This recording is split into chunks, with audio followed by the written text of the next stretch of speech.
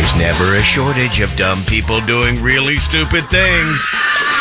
Welcome to another edition of Idiotology with Lynch and Taco. 101.1 WJRR. Bunch of freaking idiots. All right, more trips you can win today and the rest of the week on our show to fly out to California for our sold-out Alter Ego concert. You're going to get a keyword in the 9 o'clock hour right around 9:30. We'll remind you. You text that off to 200-200. Come on, a trip to California to go to a sold-out concert. I know this is kind of morbid, but I briefly got excited thinking we had our first ingestion of the year. Yeah, that's very morbid that you'd get excited about it. Somebody getting sucked into a plane engine. What happened to you? I just, when you learn a new word sometimes, which we did last year, ingest, in the way that it's used in the airline industry when a mishap like that happens. And then you see it pop up in the news, you get excited. We had a near ingestion at the Salt Lake City airport to start off the new year. Listen to how this all went down.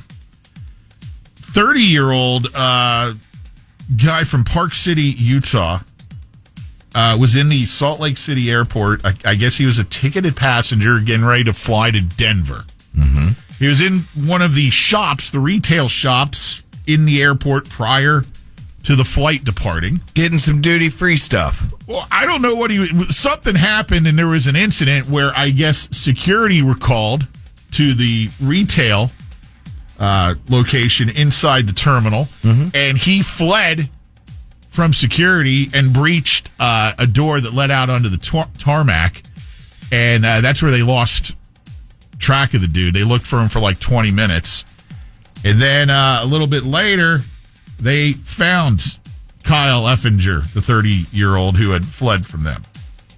He was inside a plane engine that was running while sitting on the de-icing pad. It was full of passengers ready to take off, and they were de-icing the plane.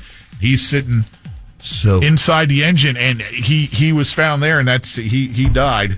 It was not sucked in yet, though, because I guess the engine wasn't revving high enough. Or engaged or whatever. Yeah, so something happened between him fleeing from the shop and down the emergency route into the tarmac and climbing inside the engine to cause his death. So all over an incident in the duty-free shop. I'm guessing it's the duty-free shop, getting the tax-free, whatever.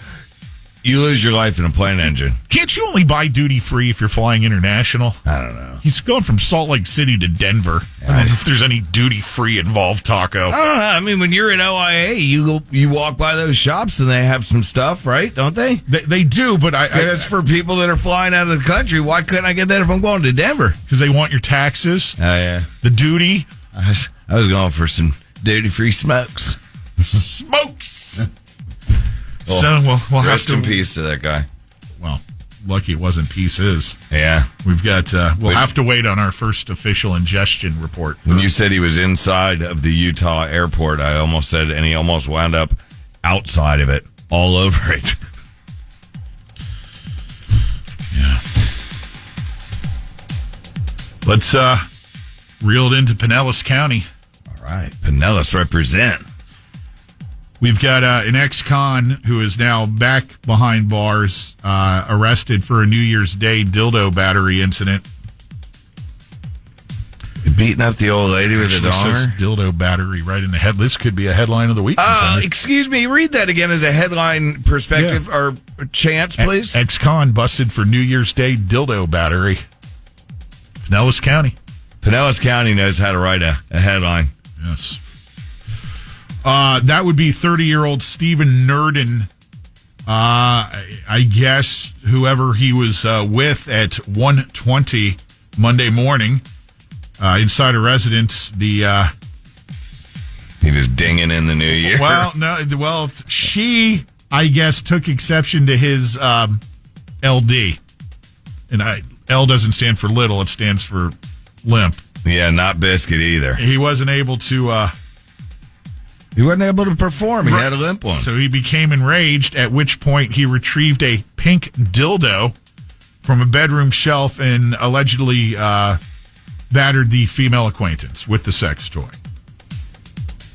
You don't make fun of a man who's You know, it's 1 o'clock in the morning after New Year's Eve partying, right? So it's like, cut the guy a little slack. Pink dildo. Well, since you can't get your red missile going, I'll just go to the... No, I guarantee this is how it unfurled. I guarantee. Too much drinking.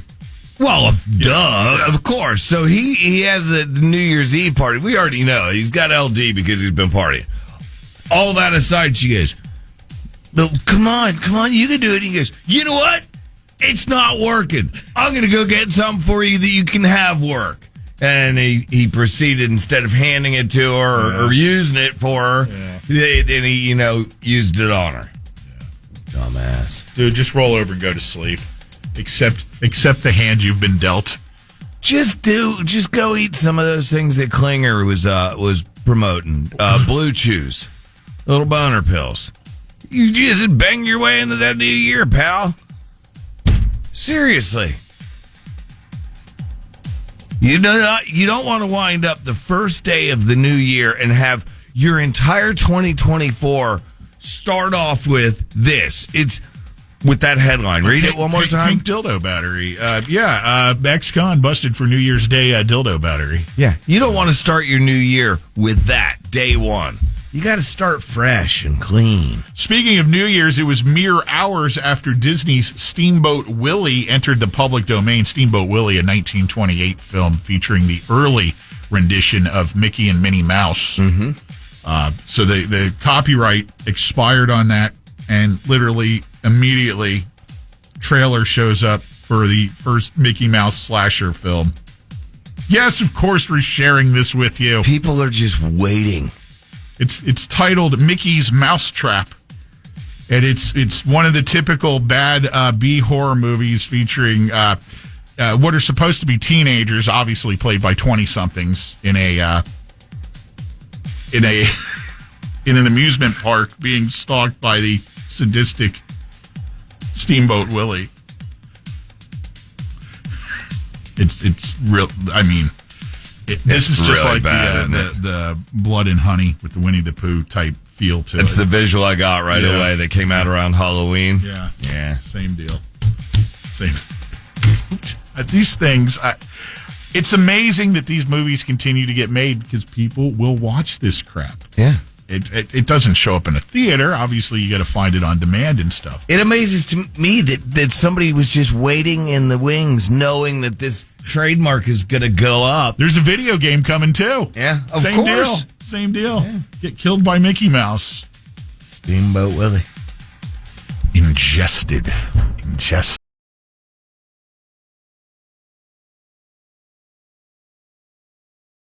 Lynch and Taco on demand. Download the iHeartRadio app.